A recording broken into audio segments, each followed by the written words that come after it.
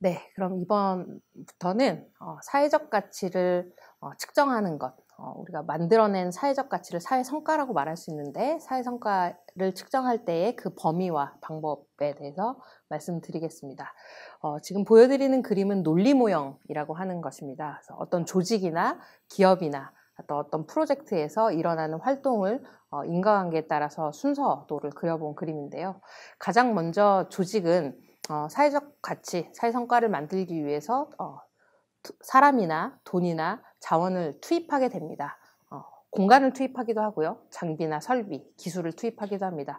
그래서 이러한 자원을 가지고 실제로 활동을 하게 되죠. 사회적 가치를 위해서 교육을 한다던가 아니면 어떤 힐링 프로그램을 진행한다던가 제품을 생산한다던가 하는 여러 가지 활동을 하게 되고 그 결과로 산출물이 나오게 됩니다.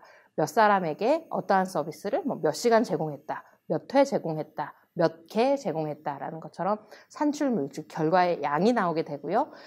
그 산출물이 실제로 우리가 해결하려고 하는 사회 문제 또는 사회 목표 집단의 삶을 어떻게 변화시켰는가, 직접적으로 어떠한 변화를 만들어 왔는가를 우리가 결과, 즉 아웃컴이라고 얘기합니다. 그래서 목표 대상이 사회 문제의 당사자가 얻게 되는 편익, 건강이 좋아졌다던가 행동이 교정됐다던가 학습 능력이 좋아졌다던가 하는 것처럼 어떤 수혜 대상이 가지고 있는 조건이 개선된 내용을 우리가 결과라고 말하고요. 수혜 대상이 바뀌게 되면 수혜 대상에게만 그 효과가 머무르는 것이 아니라 수혜 대상을 둘러싼 지역사회라던가 가족이라던가 제도가 같이 변하는 경우도 있습니다. 예를 들어 어떤 기업이 돈을 들여서 장애인을 고용하는 활동을 하게 되고 그래서 장애인을 10명 고용하게 되는 산출물을 얻었다고 봅시다. 그러면 이 장애인 10명의 소득이 증가되는 결과가 얻어지게 되고요. 또 장애인들이 직장에 나와서 활동하는 것을 통해서 사회적인 능력 또는 사회적인 안전망들이 만들어지는 결과, 아웃컴을 얻어내게 되고 이렇게 장애인들이 변화하는 것을 보고 그 가족들, 장애인들의 가족들이 좀 더 생활하기 편해지거나 가족관계가 좋아지거나 아니면 이러한 사례를 보면서 장애인을 고용하는 것을 제도화시킬 수 있겠다라고 해서 장애인 고용 정책이 바뀌거나 하는 2차, 3차적인 파생효과가 생기게 되는데 이런 것들을 우리는 임팩트라고 합니다. 그래서 1단계에서 3단계 투입, 활동, 산출은 이 활동을 하는 주체의 관점에서 우리가 우리의 활동 내용을 정리한 것이고요. 시각을 이 활동에 영향을 받는 사람, 즉 수혜 대상 또는 목표 집단의 관점에서 결과 또는 임팩트, 영향이 발생하게 됩니다. 우리가 사회적 가치가 있다 또는 사회 성과를 만들었다고 할 때는 투입, 활동, 산출의 이 앞단의 노력과 과정에 대한 것이 아니고 그 결과 수혜자가 어떻게 변했는지 또는 그 사회가 어떠한 영향을 받았는지에 대한 가치를 측정하는 것입니다. 그래서 사회적 가치는 활동의 결과이지 활동의 과정은 아닙니다. 그래서 우리가 사회 성과를 측정한다라고 할 때는 저기에 있는 4번과 5번, 즉 결과와 영향 단계에서 얼마만큼의 결과를 만들었는지 또는 얼마만큼의 사회적인 영향을 끼쳤는지를 측정하게 되는 것입니다. 그럼에도 불구하고 우리가 기업들이 사회적 가치를 위해서 하는 활동의 과정을 평가하는 것 또한 중요합니다. 그래서 사회적 가치를 만드는 과정이 얼마나 민주적이었는지 또는 얼마큼 투명했는지 그리고 또 얼마나 성실히 헌신적으로 사회적 가치를 창출하기 위해서 비영리단체가 또는 사회적 기업이 또는 소셜벤처가 얼마나 노력하는지를 평가하는 평가 도구들도 많이 있고요. 그 결과 얼만큼 사람들의 삶을 변화시켰는지 사람들의 삶을 개선시켰는지 결과 중심으로 평가하는 측정 도구도 있습니다. 오늘 제가 여러분들과 나눌 것은 이 앞단의 과정과 정책을 평가하는 방법론은 아니고요. 실제로 기업들이 한 활동이 수혜자의 삶을 어떻게 바꿨는지를 화폐적인 가치로 측정하는 저 4번 단계에 있는 결과물을 측정하는 방법에 대해서 소개를 해드리려고 합니다. 그러면 우리가 무엇을 측정할 것인가, 성과의 어떤 범위를 측정할 것인가에 대한 말씀을 드렸고요. 그러면 사회적 가치를 어떻게 측정할 것인가, 측정하는 방법에 대해서 말씀을 드리겠습니다. 사회적 가치를 측정하는 방법은 크게 두 가지 방법으로 나눌 수 있습니다. 양적인 숫자로 측정하는 방법이 있고 정성적인 어떤 수준이나 레벨을 가지고 측정하는 방법, 이렇게 크게 두 가지로 나눌 수 있는데요. 정량지표, 숫자로 측정하는 방법을 정량지표 또는 정량적 측정 방법이라고 하고 어떤 단계, 수준, 조건들을 평가하는 방법을 정성지표, 정성적 평가 방법이라고 합니다. 정량지표로 측정하는 방법은 다시 크게 두 가지로 나눌 수 있습니다. 우리가 양적으로 만들어낸 성과를 돈의 가치, 시장의 가치, 즉 화폐 가치로 평가해보는 방법이 있고요. 그 다음에 돈의 가치는 아니지만 뭐 인원수라던가 점수라던가 어떤 규모, 사회성과가 만들어진 크기를 보여주는 정량적인 지표, 비화폐적 정량지표가 있습니다. 반면 정성지표는 우리가 만들어낸 성과가 뭐 우리가 쉽게 아는 것처럼 상중하 또는 뭐 매우 잘했다 또는 뭐 보통 잘했다, 그냥 뭐 보통 수준이다 또는 잘하지 못했다라는 것처럼 어떤 주관적인 판단 기준을 가지고 그 수준을 단계적으로 평가하거나 아니면 어떤 조건들을 갖추고 있다, 갖추고 있지 않다라는 식으로 체크리스트 방식으로 평가하는 정성평가 방식도 있습니다. 뭐 그냥 한편 이렇게 단계를 나누거나 점수를 주지 않고 실제로 어떤 기업의 활동을 통해서 편익을 얻은 사람들이 나는 뭐 이것 때문에 친구가 많아졌어요. 또는 인간관계가 좋아졌어요. 사회성이 더 많아졌어요. 건강이 더 좋아졌어요. 라고 해서 직접 인터뷰를 통해서 사회적 가치를 측정하고 평가하는 방법도 있습니다.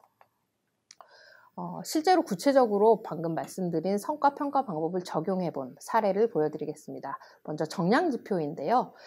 지금 보여드리는 그림은 우리나라 첫 번째 사회적 기업인 다소미 재단이 지난 10년 동안 실제로 취약계층 근로자를 고용했던 성과를 정량적으로 표현한 것입니다. 그래서 전체 막대 그래프는 전체 직원의 수이고 아래쪽에 있는 노란색 표시가 그중 전체 직원 중에 취약계층의 수입니다. 그래서 보시는 것처럼 10년 동안 전체적으로 점진적으로 직원 수도 늘어나고 취약계층 근로자의 수도 늘어나는 것을 우리가 확인할 수 있습니다.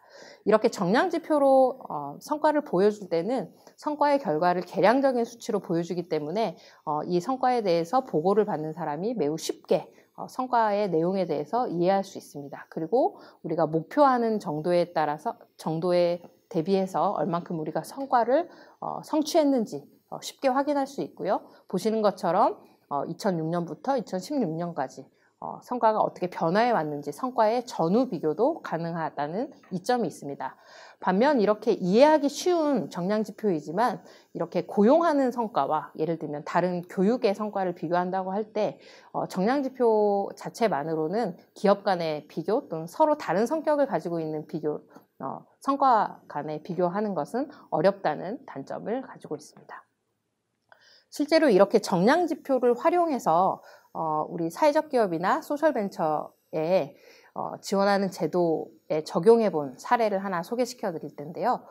SIB, 소셜 임팩트 본드, 사회성과 연계 채권이라고 하는 제도입니다.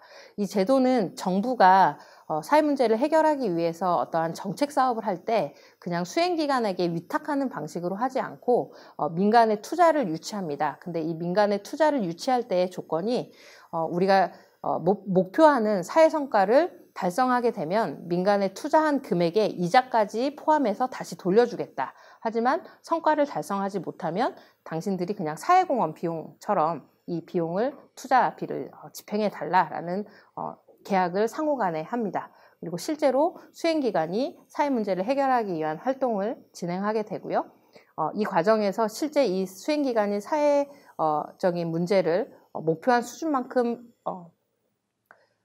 성취를 했는지 하지 못했는지를 정량적으로 제3의 독립적인 평가기관이 평가하게 됩니다.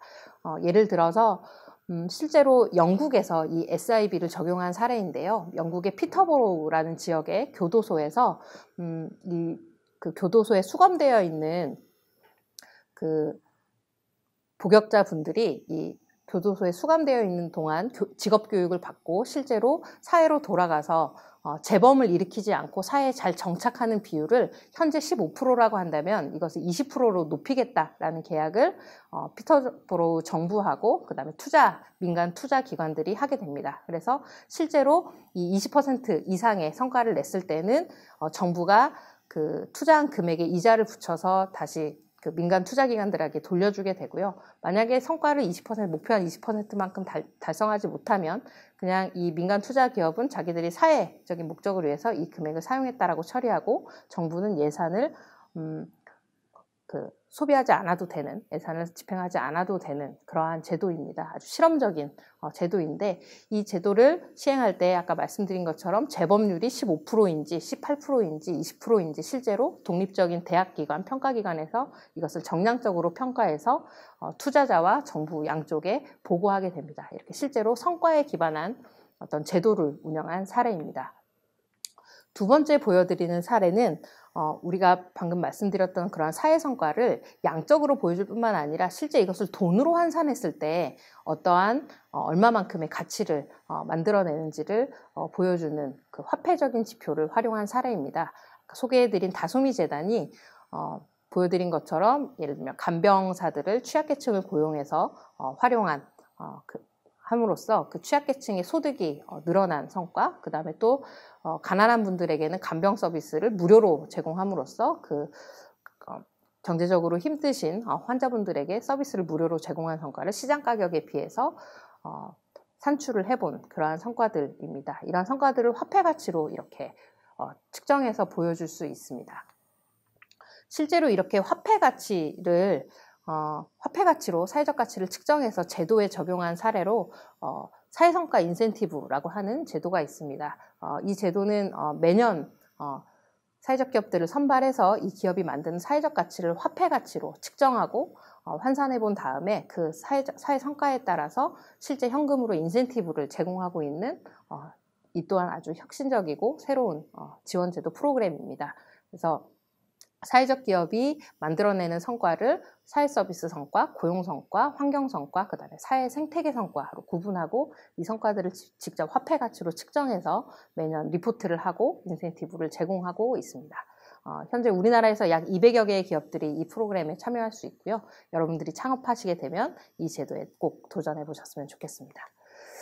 세 번째로 소개해드릴 사회성과 측정 방법은 정성지표 방식입니다. 앞에서는 인원수라던가 어떤 숫자에 기반한 또는 돈의 가치에 기반해서 이렇게 정양적으로 보여줬던 지표인데 반해서 정성지표는 이 만들어낸 가치를 어떤 조건을 두어서 평가하는 방식입니다. 그래서 성과를 어느 정도 달성했느냐를 숫자로 보여주는 것이 아니라 이 성과가 얼만큼 어떠한 지속성이 있는지 아니면 영향의 수준이 어느 정도인지 이런 것들을 어떤 맥락적인 관점에서 조건을 가지고 평가하게 됩니다. 그래서 수행 결과의 내용, 몇 명에게 도움을 줬다 하는 그러한 양적인 내용뿐만 아니라 질적인 측면을 고려하여 평가할 수 있는 방법입니다. 보시는 것처럼 이 제도는 상당히 성과의 다양한 부분들을 측정할 수 있습니다. 지속성이라던가 아니면 건전성이라던가 아니면 어떠한 그 질적인 부분을 평가하는 데 있어서는 매우 유용한 평가 방식입니다만 이거를 평가하는 평가자의 주관적인 개입이 들어갈 수밖에 없기 때문에 객관적인 성과평가는 조금 어려운 측면이 있다라고 말씀드릴 수 있습니다. 실제 이렇게 정성지표를 이용해서 제도에 적용한 사례로는 비콥이라는 인증제도입니다. 이 비콥 인증제도는 미국에서 시작이 된 것이고요. 미국의 비영리 조직인 비랩이라는 연구단체에서 그 기업이 사회적 가치를 잘 창출하는 기업인지 아닌지를 앞에서 보여드린 방식으로 한 180여 개 정도 되는 지표를 기반으로 정성적으로 평가하게 됩니다. 그래서 일정 수준의 점수를 넘는 기업에 대해서는 비코퍼레이션, 즉 사회적 가치를 추구하는 기업이다라고 인증을 주게 되고요. 이 인증을 받은 기업들은 어떤 기업의 전략 의사를 결정할 때에 꼭 돈을 잘 버는 선택이 아니고 돈을 조금 못 번다 하더라도 사회적 가치가 더 있다라는 선택을 해도 주주나 투자자들로부터 그 어떤 고발을 당하거나 어떤 비판을 받지 않아도 되는 그러한 법적인 그 베네핏을 가지고 있는 그러한 제도로 운영되고 있습니다. 현재 약 세계적으로 2,700여 개의 기업들이 비콥 기업으로 인증받았고요. 우리나라도 약 20여 개의 기업이 비콥 인증을 받고 활동하고 있습니다. 이렇게 보셨던 것처럼 사회적 가치를 측정한 내용을 가지고 실제로 사회적 기업이나 소셜벤처들을 도와주는 여러 가지 지원 제도들이 활용되고 있습니다. 지금부터 설명해 드릴 내용은 사회적 가치를 이 정성적인 방법, 정량적인 방법, 그 다음에 화폐적 가치로 측정할 수 있는 방법 중에서 특히 화폐적 가치로 측정하는 방법에 대해서 소개해 드리려고 합니다. 사회성과를 화폐 가치로 환산하는 장점은 아까 말씀드렸던 것처럼 측정한 결과에 대해서 돈의 가치로 설명할 수 있기 때문에 이것이 환경 가치든 교육의 가치든 건강의 가치든 상관없이 서로 비교할 수 있다라는 장점이 있고요. 그 다음에 숫자로 표현되기 때문에 이 성과에 대해서 듣는 사람이 이 성과의 크기에 대해서 아주 직관적으로 쉽게 이해할 수 있다라는 장점이 있습니다. 그리고 이렇게 화폐 가치로 측정된 가치를 실제 제품과 서비스의 가격에 반영할 수도 있고요. 또는 제품과 서비스 가격에 반영하지 않더라도 기업의 가치를 평가할 때에 사회적 가치를 그 기업의 경제적 가치에 포함해서도 바라볼 수 있습니다. 예를 들어서 어떤 사회적 기업이 약간의 적자가 나는 기업이라 할지라도 그 기업이 만든 사회적 가치가 그 적자의 폭보다 훨씬 더 많은 화폐로 환산된 사회적 가치를 만들고 있다라고 한다면 그 기업은 굳이 적자가 나는 기업이다라고 표현할 필요가 없을 수도 있는 것이죠. 그래서 그러한 종합적인 정보를 제공하는 데 유용한 도구로 활용될 수 있습니다.